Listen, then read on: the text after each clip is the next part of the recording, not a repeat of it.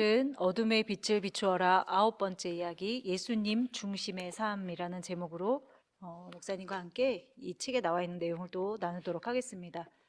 우리가 신앙생활을 하면서 가장 이제 어렵게 느껴지는 것이 모든 집안의 행사들이 다 주일에 많이 이루어지기 때문에 많이 힘들어하는 분들이 또 있으리라 보거든요.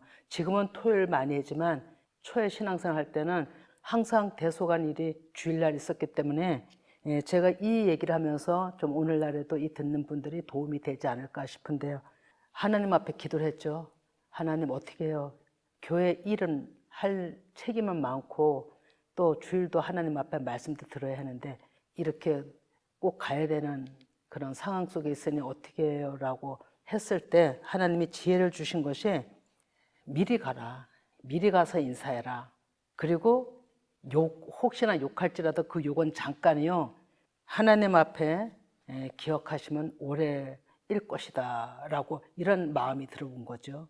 그래서 그게 얼마나 마음이 이완이 됐던지 그때부터는 동생 잔치도 언니네 잔치도 필히 가야 되는 그런 친인척임에도 불구하고 미리 다 갔다 왔죠. 그리고 주일날은 온전히 하나님 앞에 마음이 들여지고 봉사는 그런 일을 갖게 이제 되니까 되게 마음이 편안해졌어요. 그게 오히려. 근데 지금 생각해 보면 그런 모습도 하나님을 찾아가는 데 대한 아주 율법의 메인 그런 시기였긴 하지만 그것이 있었기 때문에 하나님을 더 알아가는데 도움이 됐겠다는 생각이 들어요. 네, 이 부분은 아마 많은 분들이 목사님 말씀대로 갈등을 하는 부분이기도 한데 이 부분을 이제 잘못 이해해서 욕을 먹는 경우가 사실 많아요. 왜냐면 나는 하나님이 중요해, 난 예배가 중요해 해서 오직 하나님, 집안 일 다 제쳐놓고 아이들 안 돌보고 이렇게 하면 이건 정말 잘못된 거잖아요. 그렇죠. 근데 모든 사람들이 하나님을 믿으면 집안일도 할 도리를 다하고 그렇죠. 내 책임 다 하면서 네. 집안 그 대소간의 일도 내가 할 일을 다 하면서 해야지. 그렇지 않으면 오히려 하나님을 욕되게 욕되게 하는 하는 일이 되는 거죠. 거죠. 예. 그래서 여기 또 밑에 보면은 목사님은 세상 모임, 관계, 뭐 여행, 쇼핑 흥미가 없었다. 여기서 즐거움을 찾고 있는 부분은 한 번도 뵌 적이 없어요. 제가 15년간 같이 살면서 그런 부분은 한 번도 없었던 것 같습니다. 그때 왜 사람들이 이제 주로 목사님의 모습을 보면서 철인 같다. 1인 면역을 하니까 아마 그런 또 별명이 있으셨나 봐요. 가게를 했었기 때문에 그 가게가 또 다른 사람들보다 더 잘 되었었기 때문에 일이 많았어요. 근데 사람들이 그걸 다 혼자 해낼 때 철인 같다 이렇게 얘기를 했죠. 그러면 저는 제가 하는 것이 아니고 하나님이 함께 하신다고 이제 항상 그렇게 얘기를 했죠. 네. 그리고 이제 뭐 어떤 자아 죽음의 훈련을 통했다. 그런데 어떤 식으로 하나님께서 또 지혜를 주셨는지.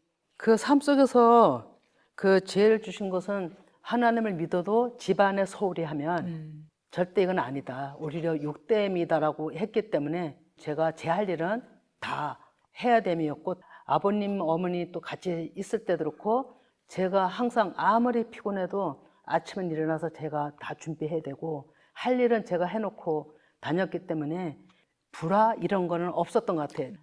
제 나름대로 부족했지만 그걸 감당하려고 애를 썼기 때문에 가정의 불안은 없던 것 같고 훈련 장소가 어디였냐면 저는 전적으로 교회였어요. 그리고 교회에서는 이해할 수 없는 일들이 많이 벌어졌어요. 참 많이 힘들었는데 그럴 때마다 저는 하나님을 찾았죠. 혼자 홀로 하나님을 찾았을 때 하나님은 항상 저에게 나의 심장을 주노라.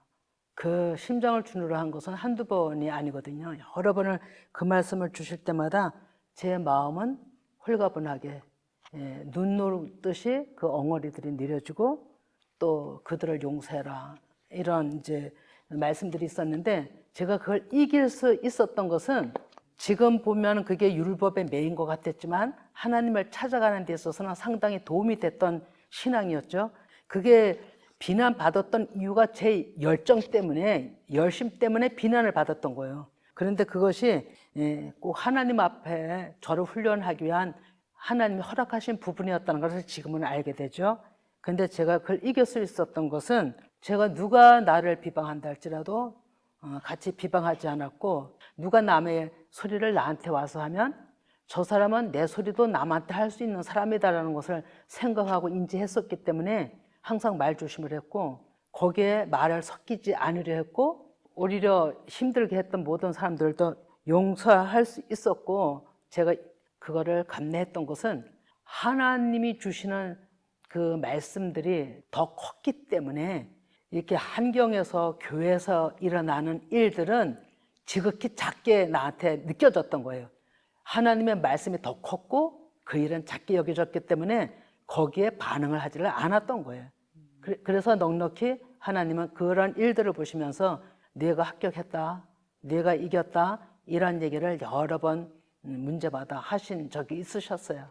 네, 그 후에도 이제 전도 간증 집회에 초대를 받으시고 여전히 그렇게 열심히 또 사역을 하셨던 것 같습니다.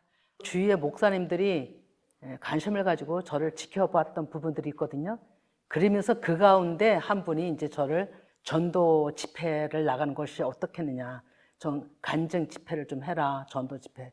그래서 이제 먼저 하나님 앞에 그것을 듣고 또 기도했을 때 하나님은 나의 손을 너한테 두고 나의 손을 이룰 것이다. 그것이 빌립보서 2장 12절에서 14절 말씀이거든요. 그 말씀을 주시면서 하나님께서 허락을 하신 거죠. 그리고 이제 담임 목사님한테 또 허락을 받고, 이러고서 크진 않지만 처음 집회를 나가게 됐던 때가 1995년 3월 5일 날이네요. 이렇게 나가기 시작을 했죠. 근데 그때도 주신 말씀이 여러 말씀인데 제일 첫 번째 주신 말씀을 뺄 수가 없죠. 병사로 복무하는 자에게는 생활에 얽매임이 하나도 없고 병사를 모집한 이만을 기쁘게 하려 함이라. 이것을 내내 기도했어요.